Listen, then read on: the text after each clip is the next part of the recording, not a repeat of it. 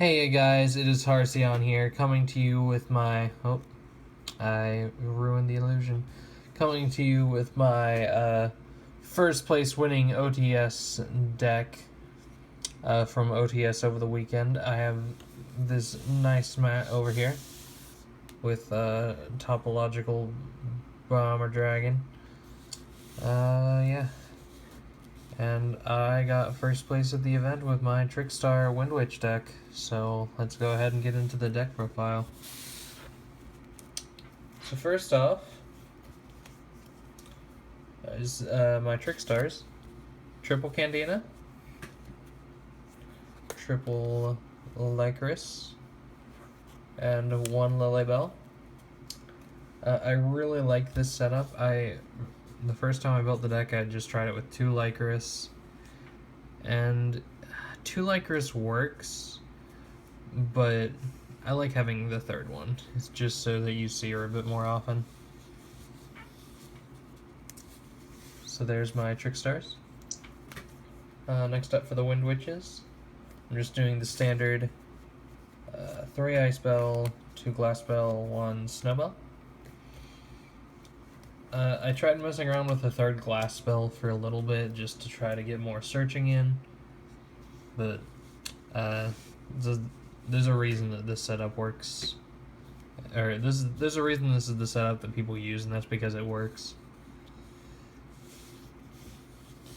Also, I like that they're all ultra rare. I don't think I've actually said that in a video before, but I like that they're all ultra rare.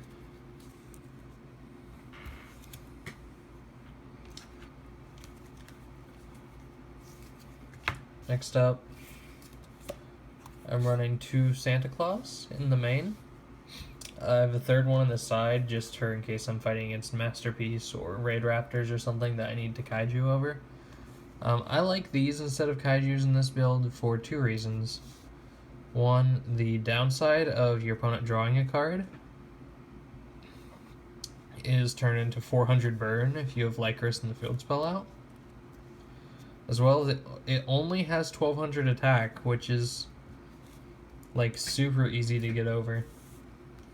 And super easy to bait out with an Honest if you have Lilybell in the field. Speaking of, next up is my 2 Honest. I'm thinking of putting in a third one. I'm not sure yet what I want to take out for it. Continuing with our hand traps, I have 2 Droll Unlocks. I only managed to get the combo off the Droll Unlock double reincarnation lock. I only managed to get it off twice over the weekend.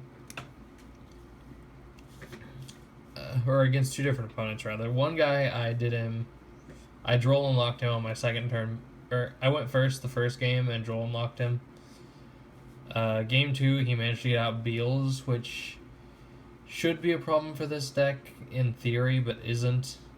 He brought out Beals and then I Droll Unlocked him, so he had no more resources the second turn, and then I just kept Honesting over Beals and then burned him to death with double Lycoris. So, that was a thing.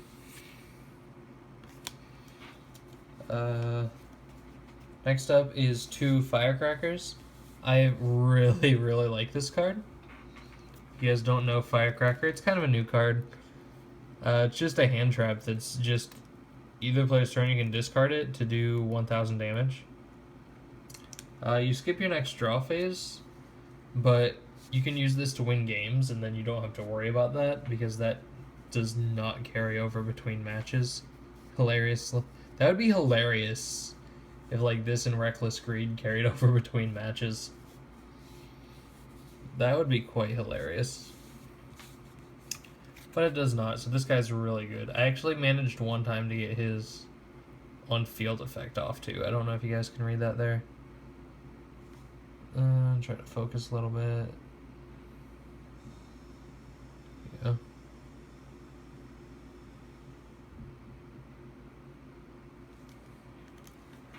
Alright. Then to finish off my monster lineup, just Max C. I saw this thing once the entire weekend. Like, I only saw it once. So it was not super useful. Ideally I would swap it out for the third honest, but I feel like you need Max C. It's still one of those cards where, like, I feel like if I didn't have it, I would want it. If that makes sense. So next up are the spells. Triple Light Stage. Triple Terraforming. So Terraforming is pretty self-explanatory. Get out Light Stage.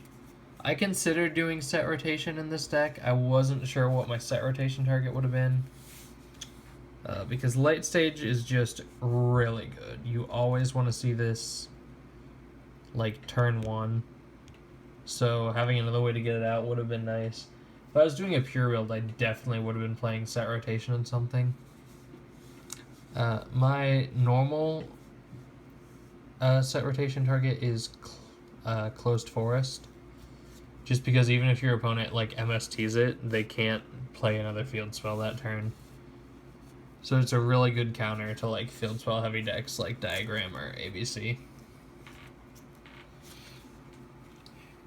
Next up, 2 contracts. I was playing 3, but if you get your hand revealed and you draw Lycris, Lycris' effect can't activate because she's revealed already. And part of her summoning condition is that you have to reveal her. And you can't reveal her if she's already revealed. So I ran into that too many times with 3 contract. This is still really good, especially turn 1. Just, like, basically a free 1,000 damage. And if you can set it up with, like, summoning Lycris first, there's another... that's 1,200 damage turn 1 right there. And then if you get Reincarnation too, that's an additional, like, 200 damage you're going to be doing for that extra card. Next up, double chain summoning. Again, if you're doing a pure build, you're going to be wanting to do 3 because if you have chain summoning, you need chain summoning and then you need another 2 cards. Either the... Wait, let me make sure I have the combo right. Oh, wait, you need to have a combination of 1 Candino, 1 Lycris, and chain summoning to get the combo off. So you need to either have all 3 of those in the field or this, one of the monsters in the field spell so that you can search the other piece. And then you're pretty much, like, it's not exactly an OTK, but that does so much damage just right off the bat. If you can back it up with anything, or even if you have the 3rd Reincarnation in your hand. Because what that'll get you with is a field that's Candina, double Lycris, the field spell, and two Reincarnations set. So if you have anything else, that'll pretty much get you the game. And then to finish off my spell trap lineup, 1 of Raigeki. I'm only doing 1 of Dark Room, just because it's a win more card. But again, it's a win more card, but in the same vein, like if I was doing pure Trickstars, this is a really good card you want to run 2 or 3. But because I'm running the Windwitches as well, there would be times where, you know, I get like 600 more damage from doing the Windwitch combo, and then I don't get any more out of this. Or at least in testing, that's what happened. So I just ended up just dropping it down to 1. If you're playing pure Trickstars, you're going to want to run probably at least 2, just because that can FTK enable you because of the added damage. Finally, for the traps, triple Reincarnation. You have to do triple Reincarnation. You at least have to do 2 to be able to do any kind of, like, massive damage with Lycris. Especially if you want to get the try to get the FTK off. But yeah, you definitely want to run at least 2, if not 3 Reincarnation. I would say if you don't have, if you have 2 reincarnation, you can try to play the deck. But you're probably not going to get anywhere unless you have 3.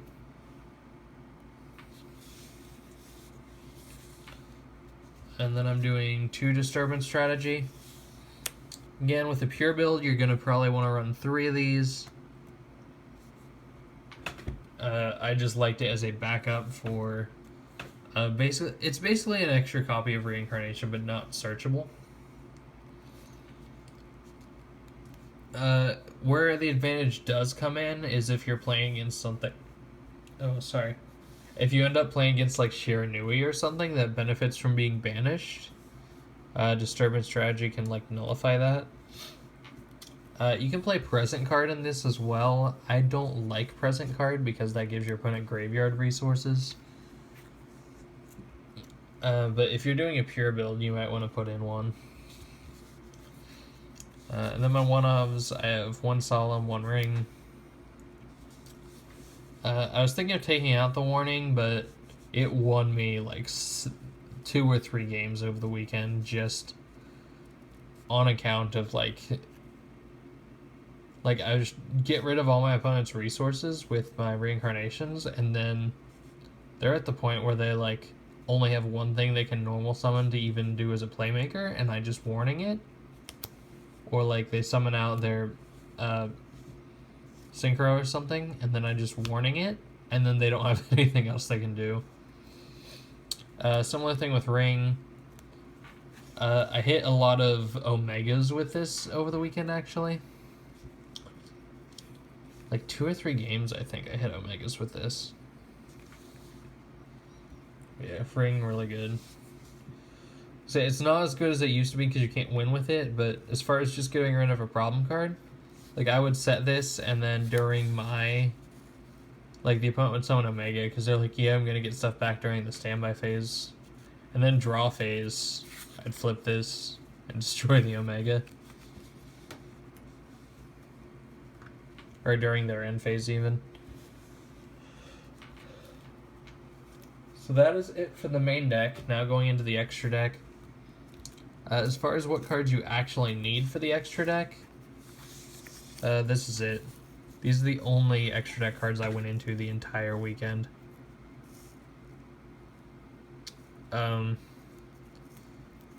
This, I just had a matchup at one point. I forget what deck it was, but I only went into this guy once over the weekend. But I had a duel at one point, not over the weekend, where I just sat on this guy the entire game and the opponent couldn't do anything, which was hilarious. So these 2 for the Windwitch combo, and then Clear Wing is a backup plan for if Crystal Wing gets run over, or if you just have a board clear and you just need some recovery. Clear Wing's pretty good. I went into Holly Angel more than I expected to. Again, you don't really need to go into her at all. I ended up like just going into her to run over some things, which is hilarious. But yeah, that's it. These are the only 4 cards I went into in the extra deck the whole weekend. I'll go ahead and show you guys the rest. So I had 1 Decode, just because he's still pretty good. And never went into him.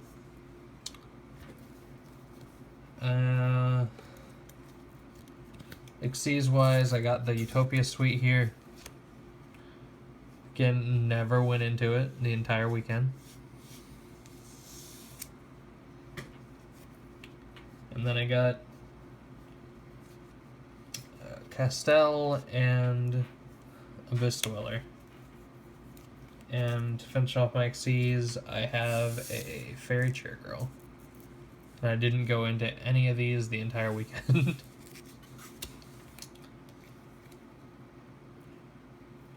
Then, synchro-wise, I have these things.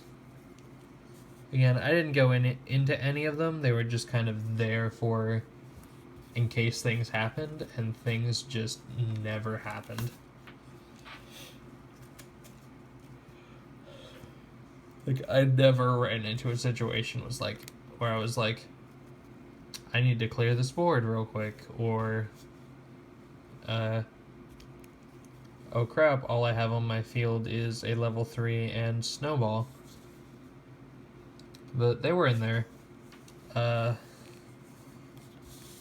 My recommendation, I didn't get the chance to pick up any cherries yet, so I might do that as like sideboard some cherries and just fill the rest of the extra deck with cherries targets. So I might, just put in like ABC and keep the decode in for that. Alright, so moving on to the... That was all the cards, right? Hold on, 1, 2, 5, 6. Yeah, that was all. That was the whole extra deck.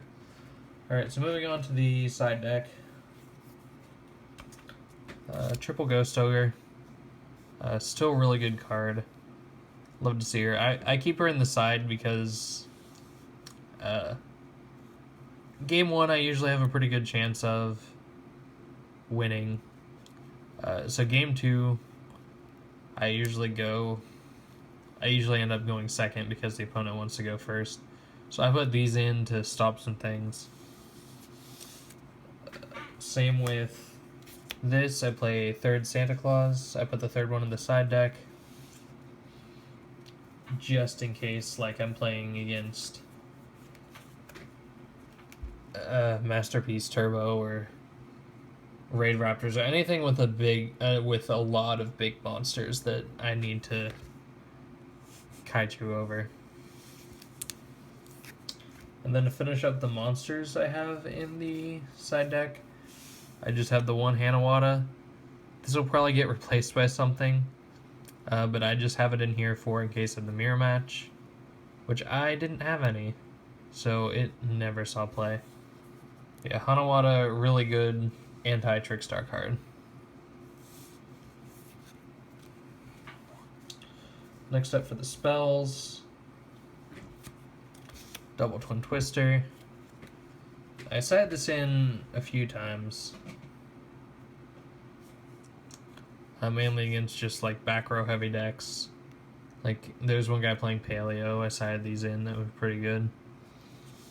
I might end up putting some Royal Decrees in here just because, like, I need my traps, but I'm only running 6 traps, so the odds are slightly in my favor.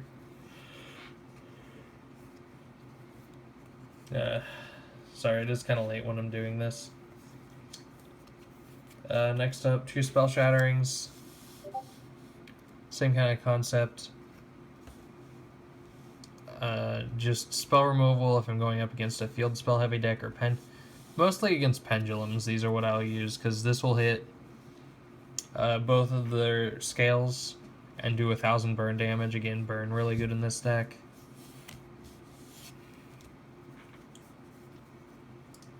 And then I have one-ofs of Darkhold, Defisher, and Pot.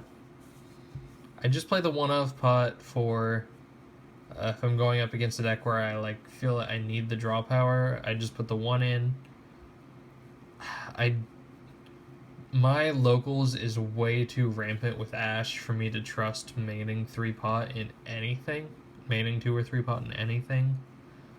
That I'm not prepared to just lose those 2 draws. Yeah. And to go along with the Defisher, I have Macrocosmos. Again, they have their pluses and minuses, but I have these in here mostly against, mostly to fight True Draco, but still pretty good against like ABC and other decks that will rely on the graveyard. And then I just have 2 Imperial Iron Wall. I might swap these out for something, I'm not entirely sure. They didn't really see any play over the weekend, but they're still pretty good. And that is my Trickstar deck profile. So let me know what you guys think down in the comments below. If you have any suggestions or questions about anything, about the matchups I fought, and just playtesting in general. I can give you guys a link to the deck profile if you want a Yu-Gi-Oh! Pro deck list, if that helps you out more. I just wanted to try this type of video and sort of experiment with it. Anyway, leave a comment down below and give the video a thumbs up if you liked it. This is Harcion signing out, and maybe if I can afford to go to Nats, I will see you at Nationals.